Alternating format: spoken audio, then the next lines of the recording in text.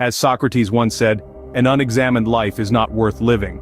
These words echo through the millennia, a potent reminder of the importance of self-reflection, of understanding our own lives. But what does it mean to examine one's life, and why is it so vital? This revered Greek philosopher Socrates believed that the pursuit of wisdom and truth was the highest calling. He saw the unexamined life as shallow, devoid of meaning. To him, a life lived without questioning, without introspection, was a life not fully lived. And Socrates was not alone in this belief. Ancient Greece was a hotbed of philosophical thought, a place where great minds came together to dissect and discuss the very nature of existence. They delved into the depths of life, explored the complexities of war, pondered the meaning of success, and examined the role of women in society. Each philosopher brought their unique perspective to the table, contributing to the rich tapestry of wisdom that still influences us today. From Plato's idealistic visions to Aristotle's practical approach, from Heraclitus's focus on change to Epicurus's pursuit of pleasure, these thinkers reshaped our understanding of the world. They believed that wisdom was not just about knowing facts, but about understanding the underlying principles that govern the universe. They saw philosophy not as an academic discipline, but as a way of life, a path to a deeper, more meaningful existence. And so, as we embark on this journey through the minds of these remarkable thinkers, remember Socrates' words. Remember the importance of examining your own life, of questioning, of seeking wisdom, for it is through this exploration, through this pursuit of understanding, that we truly come to live. So, strap in, open your minds, and prepare to delve into the rich and profound world of Greek philosophy. From the art of war to the philosophy of life, from the measure of success to the role of women, we'll explore the thoughts and insights of some of history's greatest minds. This is just the beginning of our journey into the minds of these remarkable thinkers. Sun Tzu said, "The supreme art of war is to subdue the enemy without fighting." But what did the Greek philosophers have to say about it? Let's delve into the minds of these ancient thinkers. The Greek philosopher Heraclitus once declared, "War is the father of all, king of all." This statement reflects the Greek view of war as a powerful force that shapes societies and individuals. It's an acknowledgement of the transformative power of conflict, not just in terms of territorial conquests but also in the molding of character and values. Another Greek philosopher, Thucydides, known for his works on the Peloponnesian War, once said, "The bravest are surely those who have the clearest vision of what is before them, glory and danger alike, and yet notwithstanding, go out and meet it." This quote speaks volumes about the importance of courage in the face of adversity, an attribute highly valued in times of war. Meanwhile, the timeless wisdom of Socrates offers a different perspective. He observed, "An unjust peace is better than a just war." This remark conveys a deeper understanding of the human cost of war, a plea for peace, and an emphasis on the importance of justice. Plato, Socrates' most famous student, also had thoughts on the matter. He believed in the strategic aspect of war, stating, "Only the dead have seen the end of war." This quote suggests that war is an inevitable part of human existence, a continuous struggle that ends only with death. From these viewpoints, we see that the Greeks viewed war not just as a physical battle, but also as a battle of wits, strategy, and morality. They recognized the destructive nature of war, but also its transformative power. They understood the devastating human cost, yet did not shy away from the necessity of conflict in certain situations. War, as seen by the Greeks, was not just a physical battle, but also a battle of wits and strategies. Aristotle said, "Happiness depends upon ourselves." This profound insight, delivered over 2,000 years ago, still resonates today. It marks the beginning of our exploration into the philosophy of life as understood by some of the greatest minds in history. Picture the sage Socrates, who believed that an unexamined life is not worth living. This statement urges us to question, to probe, to seek understanding. Socrates saw life as a constant quest for wisdom, a journey of intellectual and spiritual growth.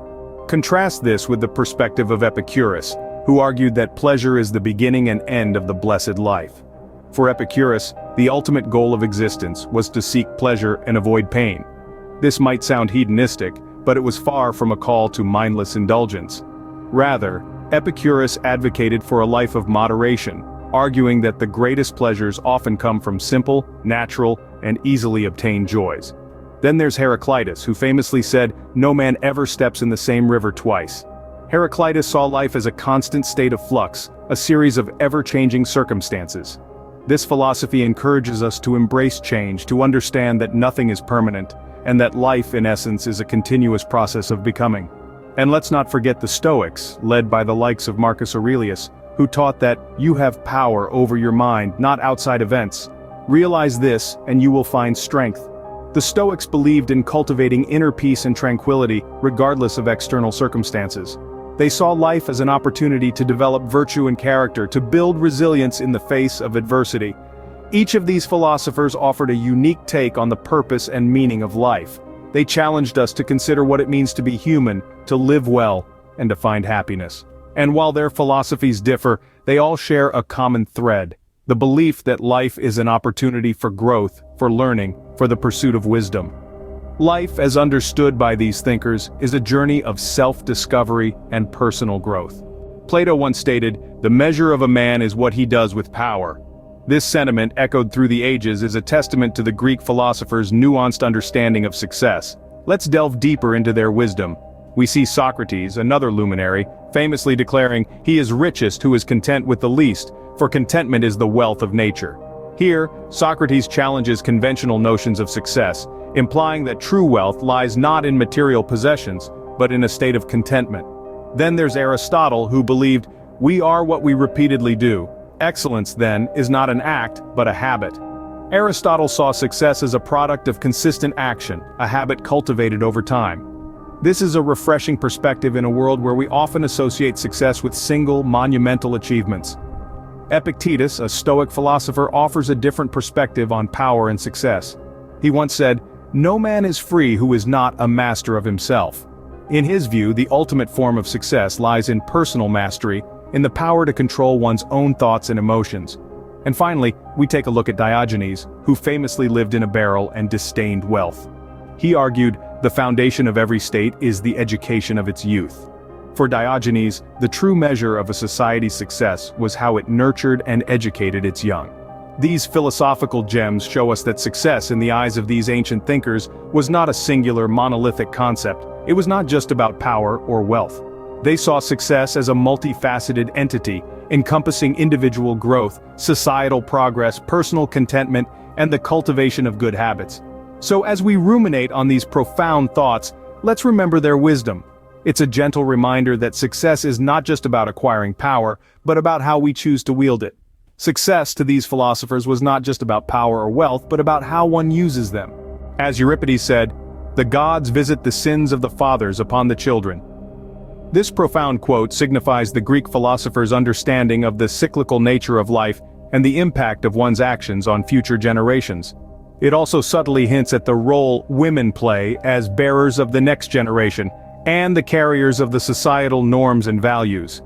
Now let's delve deeper into the role of women as perceived by the ancient Greek philosophers.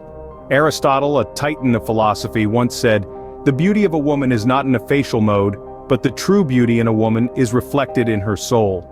This quote reveals Aristotle's belief in the importance of inner beauty and virtue over physical appearance. It underscores the inherent dignity of women and their capacity for wisdom and virtue. Socrates, another formidable philosopher, stated, "Once made equal to man, woman becomes his superior."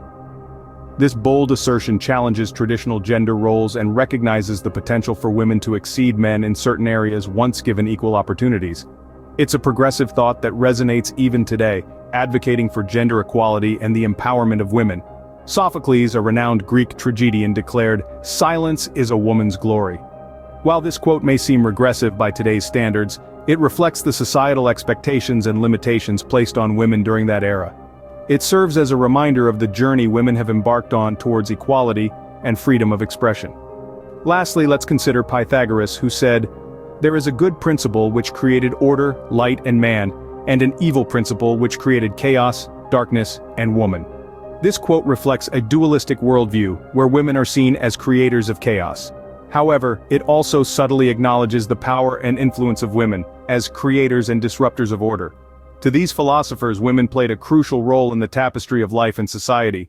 Their quotes reflect a deep understanding of women's potential, their challenges, and their essential role in shaping future generations. The wisdom of Greek philosophers continues to provoke thought and inspire dialogue on women's roles even in the modern world.